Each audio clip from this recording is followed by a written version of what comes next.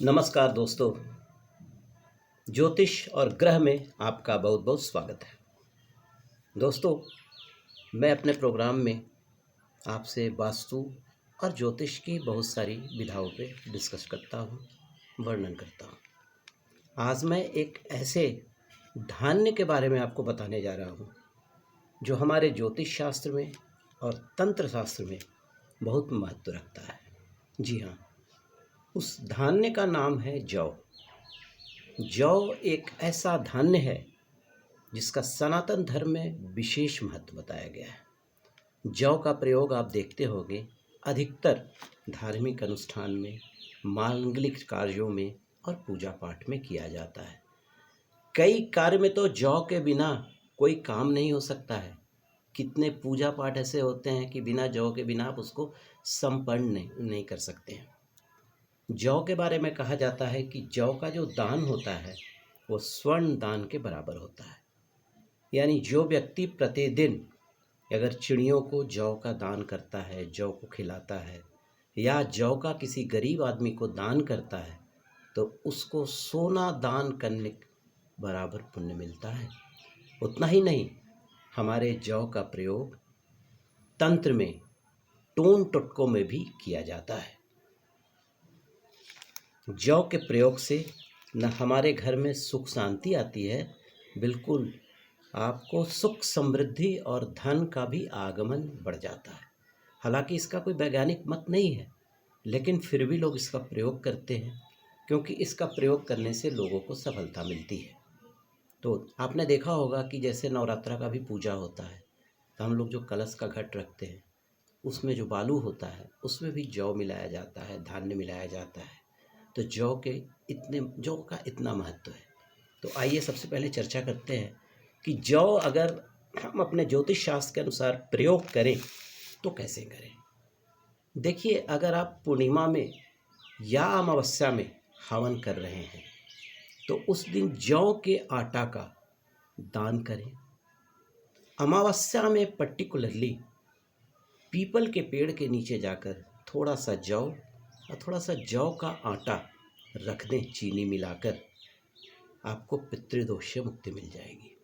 अगर आप कर्ज से लदे हुए हैं तो कर्ज से आपका निराकरण और कर्ज का समाधान हो जाएगा। और उस दिन अगर जौ मिलाकर अमावस्या या पूर्णिमा के दिन हवन करते हैं तो मान्यता ऐसी है कि आपके घर में सकारात्मक ऊर्जा का प्रभाव हो जाएगा और घर में रहने वाले कम बीमार पड़ेंगे। ऐसा कहा जाता है कि जो व्यक्ति रोज जौ का दान करता है या जौ चिड़ियों को खिलाता है तो वो कभी बीमार नहीं पड़ता है। ठीक है, चलिए आगे बढ़ते हैं, थोड़ा और कुछ डिस्कस करते हैं। जौ की जो मान्यता है, हमारे जो दो क्रूर ग्रह कहलाते हैं राहु केतु, इसमें जौ का बड़ा प्रभाव है। अगर आपको लगता है कि राहु केतु ज्योतिषीय गणना के अनुसार आपको परेशान कर रहे हैं या परेशानी का सबब बन गए हैं तो आपको कुछ नहीं करना है। अमावस्या के दिन या शनिवार के दिन थोड़ा सा कोयला ले लीजिए। कोयला जो रहेगा वो पत्थर वाला होगा, लकड़ी वाला कोयला नहीं होगा। थोड़ा कच्चा दूध ले लेंगे, थोड़ा सा जौ ले लेंगे, थोड़ा सा नारियल ले लेंगे, थोड़ा सा तिल ले लेंगे, थोड़ा सा हरी घास ले लेंगे और एक तांबे के बर्तन में रखकर बहती नदी में उसे प्रवाहित कर दें। ऐसा करने से आपको राहु और केतु के दुष्प्रभाव से छुट्टी मिल जाएगी। अमावस्या के दिन या शनिवार के दिन पीपल के पेड़ के नीचे या भैरवनाथ का अगर कोई मंदिर जानते हो तो वहाँ पे जाकर जौ जरूर चढ़ाएं। आप देखिएगा कि राहु की शांति और केतु की शांति हो जाएगी आपकी कुंडली में। रोज प्रतिदिन अगर आप जौ कबूतर को खिलाते हैं या चिड़ियों को खिलाते हैं तो भी राहु केतु का जो दुष्प्रभाव है आपकी कुंडली में कम होता चला जाएगा। ठीक है, देखिए, भगवान विष्णु को जौ बहुत प्रिय है। अगर लगता है कि आपके घर में धन का आगमन बिल्कुल कम हो गया है, धन का जो फ्लो है वो रुक गया है, आप भगवान विष्णु को रोज़ थोड़ा सा जौ जो है अर्पित कीजिए और भगवान विष्णु का जो मंत्र है, कोई भी मंत्र आप पढ़िए आपके घर में देखिएगा धन धान्य भरना शुरू हो जाएगा। क्योंकि जो पहले भी मैं कहा कि जौ दान सोना के दान के बराबर कहलाता है। भगवान विष्णु को जौ अर्पित करने से घर में समृद्धि आती है और कहा जाता है कि ऐसा व्यक्ति अगले जन्म में और भी सामर्थ्यवान पैदा होता है। अगर आप किसी ज़रूरतमंद या गरीब को जौ का दान करते हैं तो शास्त्रों के अनुसार ये बहुत उत्तम माना गया है। अगर आपको किसी ज्योतिष ने कह दिया कि स्वर्ण दान कीजिए या आपकी कुंडली में बृहस्पति दूषित है, सूर्य दूषित है, तो अगर स्वर्ण दान आप नहीं कर सकते हैं तो आप जौ का दान कीजिए, क्योंकि इसे सोने की तरह शुद्ध माना गया है। ऐसा करने से धन का आगमन आपकी कुंडली में बहुत ही मजबूत होता चला जाएगा।